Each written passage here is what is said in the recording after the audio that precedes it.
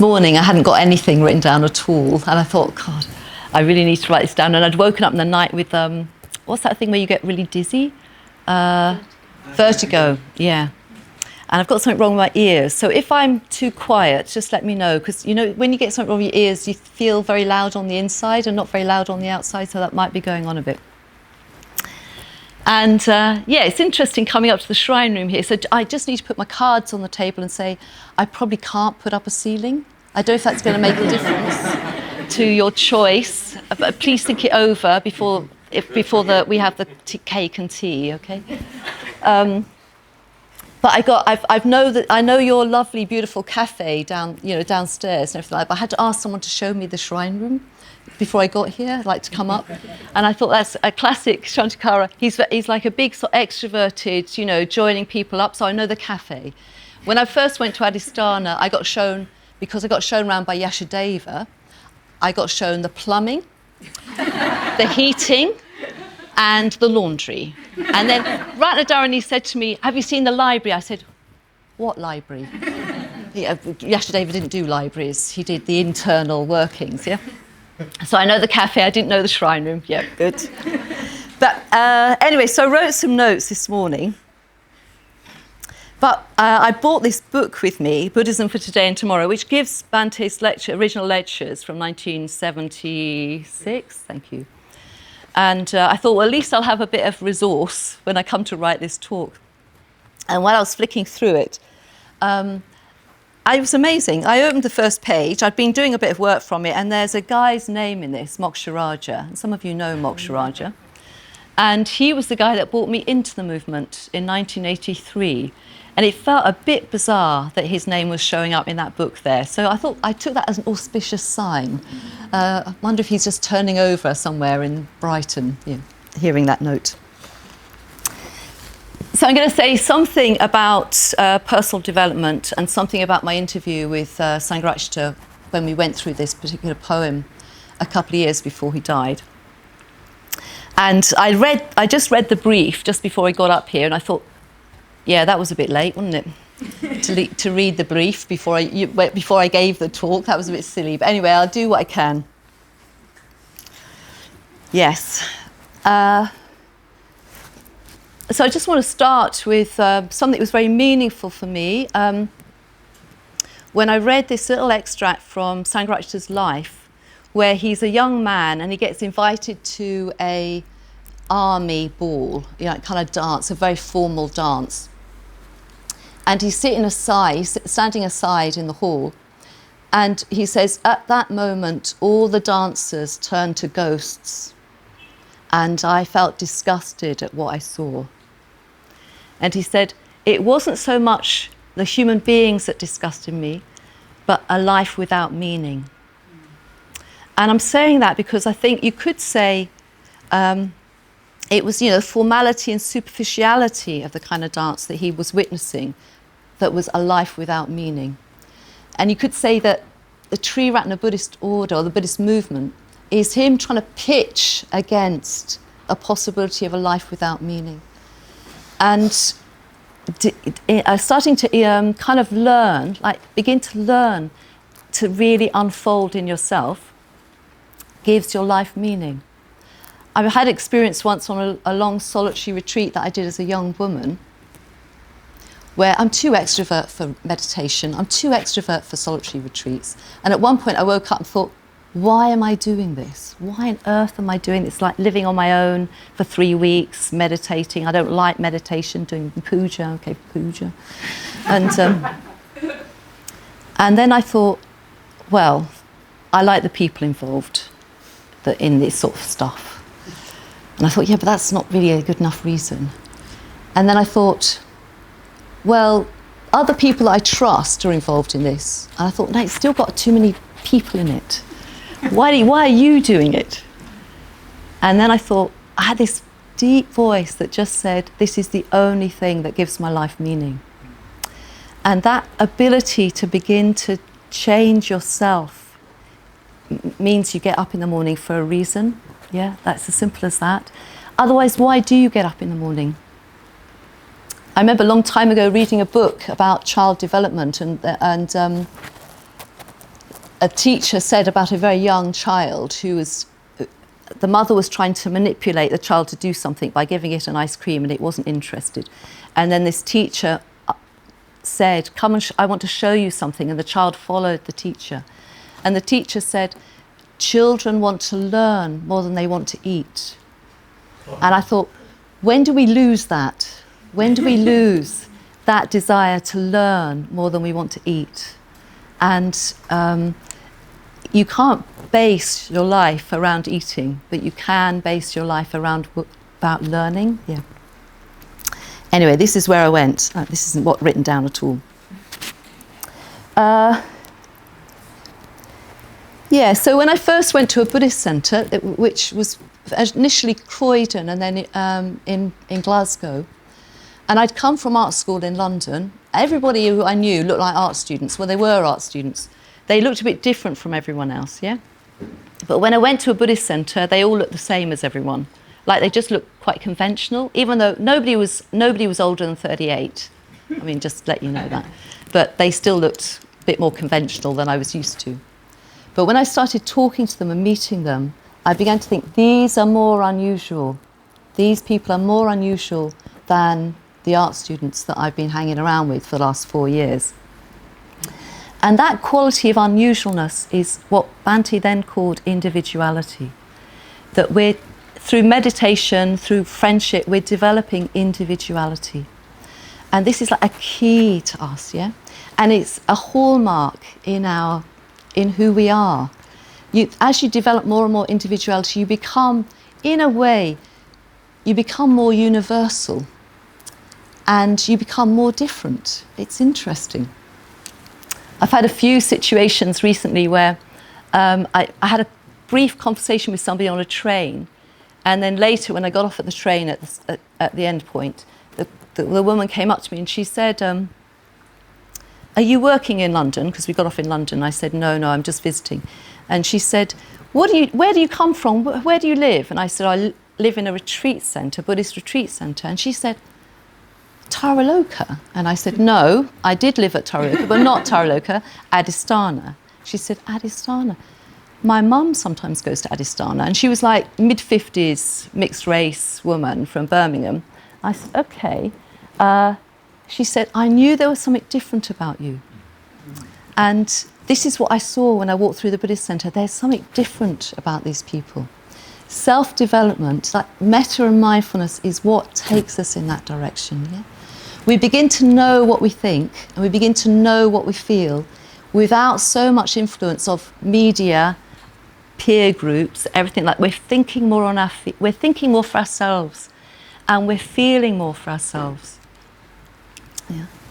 So this is what I noticed, and it stands out. Like when that woman says to me, "I knew there was something different about you," or when the neighbour at Adhisthana sends Adhisthana a photograph of her with another woman. A woman, in fact, was about to be ordained because I knew her. And she said, I'm in a course in Birmingham and I'm doing a Well Women course or something. And this person's leading the course. And I assumed it was your sister because she was so like you. And I said to her, do you ever do anything about Buddhism? And she said, no. Well, actually, I am a Buddhist, but I haven't told you that. Why do you think I'm a Buddhist? And she said, you just remind me of someone. And she said, do you ever go to Adhisthana? And the woman said, yes. Do you mean Saddhanandi? And she said, yes. And what was that? Do you see what I mean? It's like it stands out. Yeah. So this is what we're trying to do through self-development. Yeah. Yes.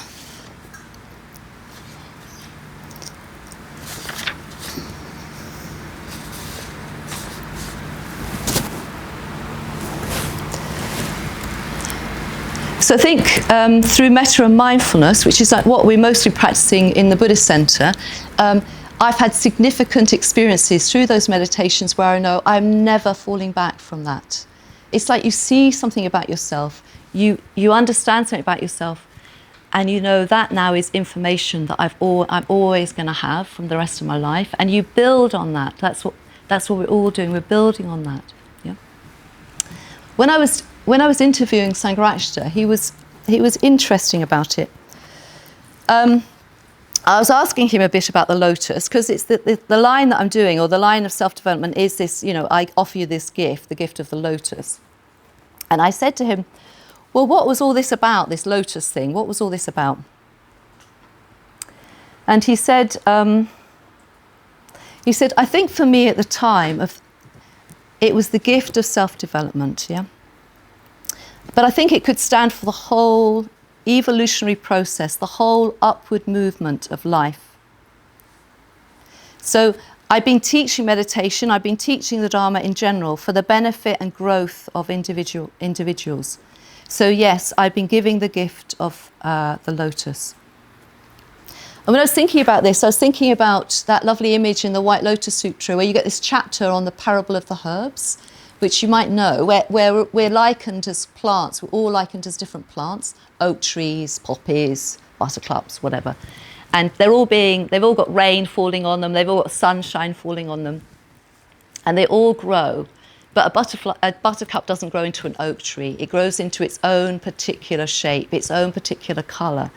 And it was an image meaning the Dharma shines on you, yet spiritual friendship shines on you, and you all grow in your own particular way into whatever plant you are, yeah?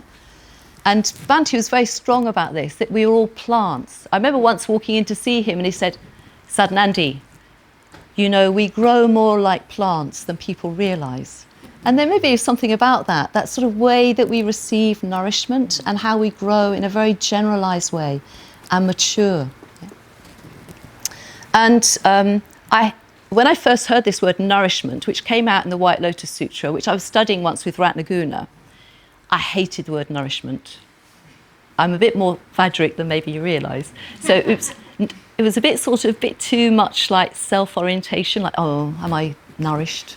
No, that sort of thing. I didn't like it, and he told me off and said, Saddhanandi, it's a good word. What's the problem with it? Which I had to look at.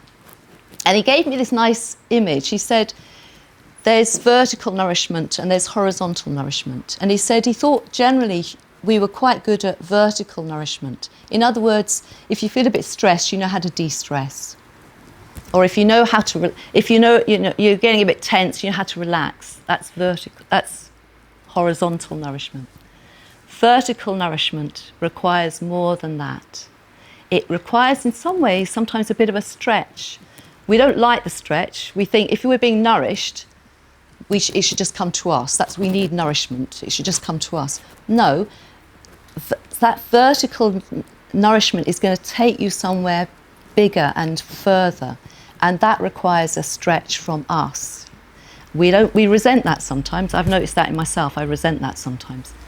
But it was a good image, and he said we're not so good at that. What does it mean to do that vertical nourishment? And one of the ways we can do it is we can actually ask some of the people that know us, what do I need to do? What do I need to change? Ask your spiritual friends, or ask your friends around the Buddhist Center. What is it that I need to be practicing right now?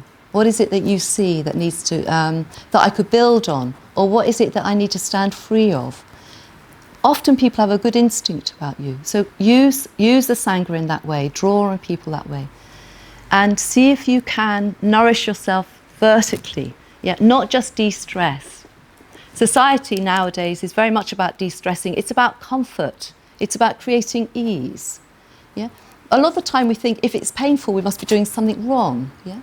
But actually, engaging with spiritual development, it actually often isn't comfortable, and it isn't the natural tendency of our society. We want to cut out the grit. If you want to order a taxi, you don't phone somebody and speak to someone. You just do it through the internet. You cut out any kind of grit between you and another person by doing all at a distance. Yeah. So what does it mean to actually begin to engage with a slightly more edgy life? We're not really encouraged to do that. Yeah.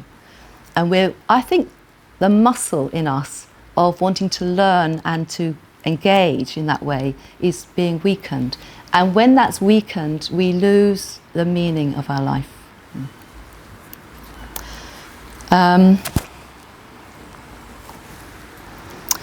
Yeah, what else did he say?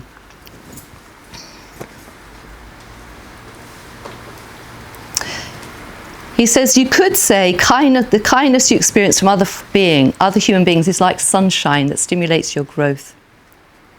And yeah, he talked a lot about friendship. Are you drawing on people that are around you enough to really, really, like say you want to learn, ask people what you need to do. Yeah. And people need permission to engage with you like that. It's very hard, say, as somebody, I might have a good perspective on somebody, but it's very hard to say, by the way, you know that thing that you do, it's really dumb. You just can't do that unless someone says, could you tell me what you see in me? You know, you need a bit of permission. You need consent in a way. You need consent from the other person. Okay. So another thing that Sangharakshita said when I was interviewing him about this was, he said this. So he said, when I'm saying to you, I give you this gift of the lotus, who am I addressing? He said, well, really, I'm addressing those people that come along to Triratna. He said, what I'm saying to people is, do you understand? Do you really understand what it's all about? You're not coming here just for your amusement. It's not just entertainment. It's about your personal development. You don't come to one of our centres just to socialise. You come to do serious things. You come to learn to meditate, to understand the Dharma. And that is ultimately in the interest of your personal development. Do you understand this? Not everybody does at first. Some people, like the people at the centre, they want to see more of them and they want to come for that reason. They think in terms of friendship in the ordinary sense and a bit of social life, but this isn't what it's all about. It's about personal development in the very best and most positive way. So I was thinking a little bit about that this morning, and I was thinking, in a way, it's about it's about taking ourselves seriously and really thinking, what do I want to do with this wild and precious life? What am I really wanting to do with it? And bring that to the centre, bring that to the Buddhist centre. Ask the questions you want to ask. Take yourself seriously. Taking yourself seriously doesn't mean being heavy or problem orientated. It means asking the questions you really want to ask. And then he went on. I asked him, what do we really need to, what do you think we mostly need to change in ourselves? What is it, the big thing, the big issue that needs to be sorted out? And he says, there's a need for self-confidence. I know that some people come to our centres in a rather battered state with low self-esteem, low self-confidence. This has to be built, perhaps on a purely psychological level, before they can begin to practice the Dharma seriously. You need confidence that if you put in the necessary effort, there will be results. You will grow, you will develop, and other people will notice that. So this is what he said. So what does that look like to develop self-confidence? It's a bit of a, it's very hard to pin down what that looks like.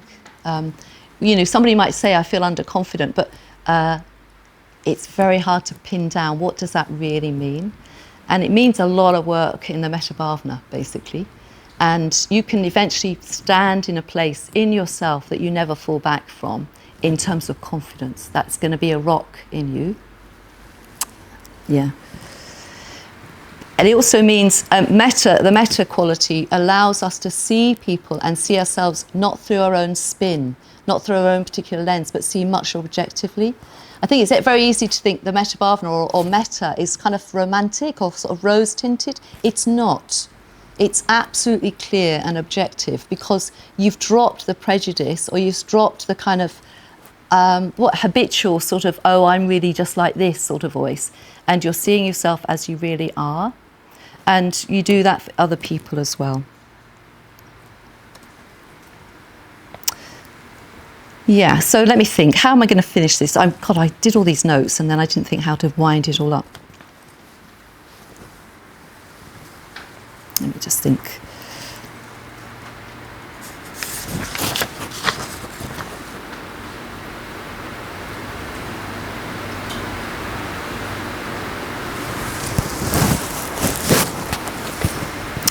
I think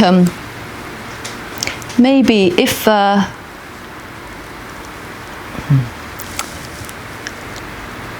to have to really engage with self-development, you need a vision for yourself. That's what it is, and you need to learn what that vision is. We start very low, and we start. It's like as we mature and as we engage with all this stuff, we begin to understand. Oh, I understand now where I'm going, and you begin to develop your own reference point. You're not just following what Shantikara says or whatever. Begin to understand from your own inner experience. I know what I'm doing, and I know where I'm going. But you need to, and you begin to develop friendships that can really draw that out of you as well. And if Sangharakshita was still alive and I was returning to him, he would want to know what they were doing in North London. And I'd be able to tell him, you know, that massive mortgage that they took on in whenever it was, 2022, yeah. I was chair at Taraloka at the time, and I remember the news went out, North London's taken on the largest mortgage in the movement. Yeah. And the news has gone out now, and Banti heard it probably, that is now paid off. Yeah. And I'd be saying, I was sitting in a shrine room, beautifully decorated in this lovely centre with the mortgages all paid off, with a beautiful Sangha around me, talking about your gift of the Lotus and self-development. And he would say, very good, Saddhanandi, that's very good. I'll leave it there. Thank you.